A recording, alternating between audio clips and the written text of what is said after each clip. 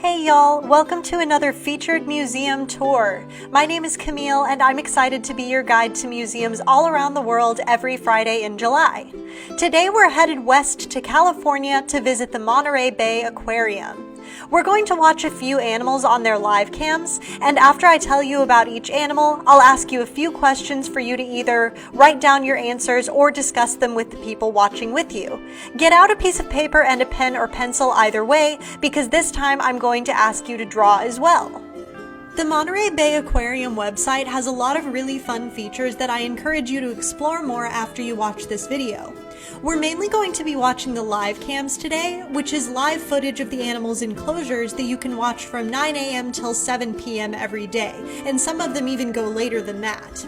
So you're going to get there by clicking animals and going down to live cams, and if you want a little more information on the animals you're watching, you can also click animals A to Z, and that'll give you articles about pretty much all the animals they have at the Monterey Bay Aquarium, not just the ones that they have for you to watch on the live cam.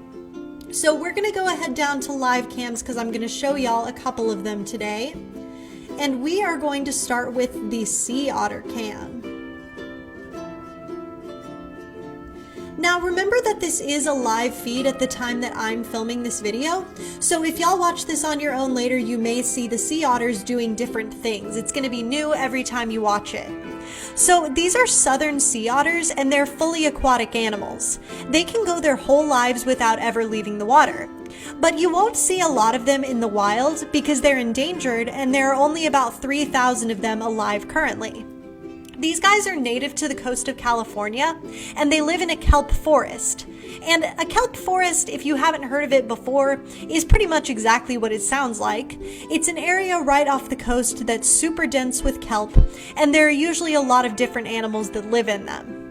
Sea otters are really important to the ecosystems of the kelp forests they live in because they eat sea urchins.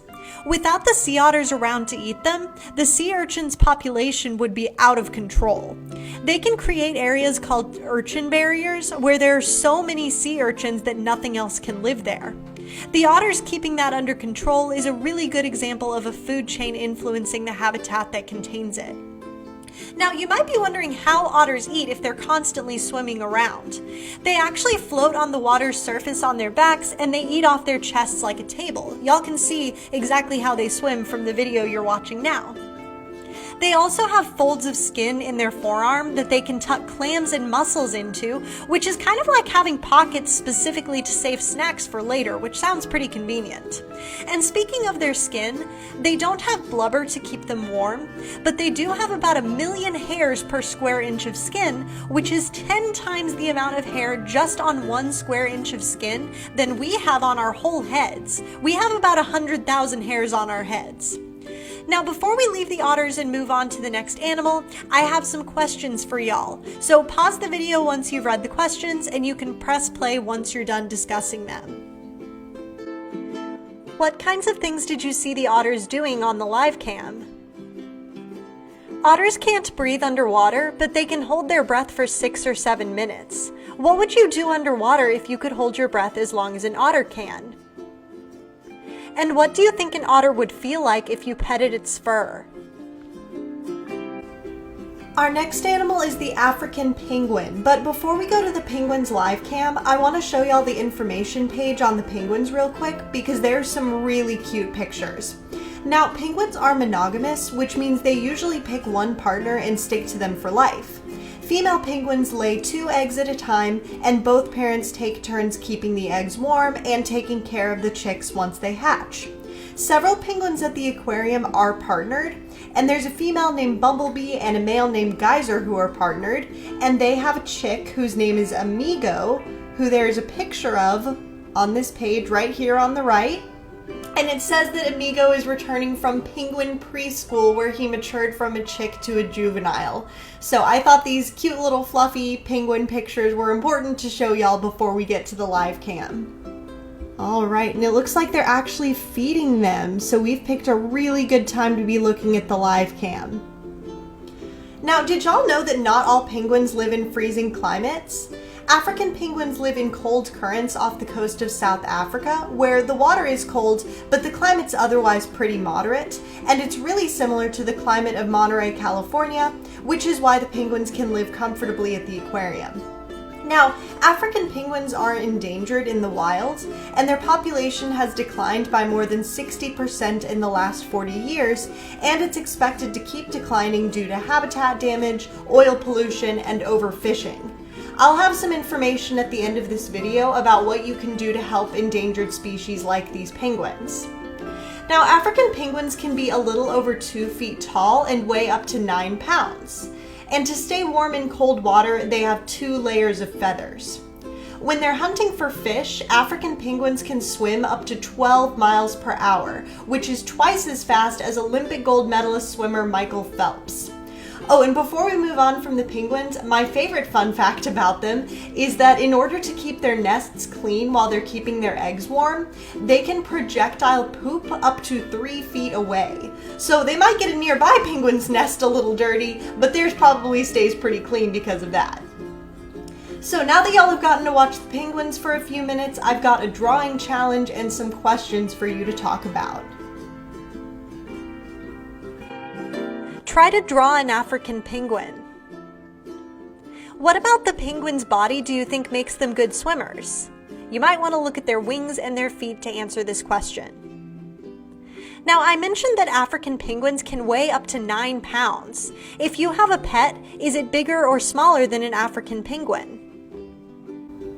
Next, we're going to watch possibly the most aesthetically pleasing live cam on this website, which is the Jelly Cam. They actually have 2 different live cams for their jellyfish. They have one for the moon jellies, and then they have the one for the sea nettle, which is the one that we're going to watch right now. Now, as soon as I first turned on this live cam to watch it, one of the first things that came to mind was a certain movie scene that y'all might already be thinking about too, and that's the jellyfish scene from Disney's Finding Nemo. So of course I had to go check whether or not the sea nettle was the same jellyfish featured in the movie. Naturally, a lot of other people on the internet had already asked that same question, and I didn't find a definite answer as to which kind of jellyfish the movie's creators were going for, but a lot of people seem to agree that they look most like sea nettles. The top part of a sea nettle, called the bell, can be about 1.5 feet in diameter, and their tentacles can grow 12 to 15 feet long, so these are huge jellyfish. Now, you sometimes see a jellyfish sting portrayed in movies as an electric zap, but that's not quite right. It's actually a poison in the cells of their tentacles that's released when things touch them. Now, not all jellyfish sting, but the sea nettle does when it's hunting. Its long tentacles trail through the water and catch drifting animals with their stinging cells. And when the tentacles touch the prey, they're paralyzed and stuck. Then, the frills between the tentacles, which are called mouth arms because their main function is to move food up to the mouth, are going to grab that prey and move it up to the jellyfish mouths for digestion. Now, I've got a couple of questions for y'all before we wrap up. Now draw a sea nettle. Do you know anyone who's been stung by a jellyfish? How would you describe the sea nettle's movement in the water? Do you think you could swim faster than they do? So before I wrap up this museum tour, I wanted to show y'all one more thing on this website. I mentioned that a couple of the animals featured in today's video are endangered, and the Monterey Bay Aquarium website has this tab called Act for the Ocean, where they have resources on pollution, climate change, and ocean ecosystems, as well as this one tab called Sustainable Seafood. So there are many complex reasons for animals being endangered, but a really big one is overfishing. And you can help by making sure the seafood you eat is ocean friendly. They have a lot of information about which seafood is fine to eat without harming the ocean and which seafoods you should avoid. You can even download a guide that'll tell you state by state which fish are the more sustainable ones that you can get in your area. So this is another really good resource that I encourage you to explore. Thank y'all so much for joining me for our tour of the Monterey Bay Aquarium, and make sure you check back next week because we will have another featured museum tour.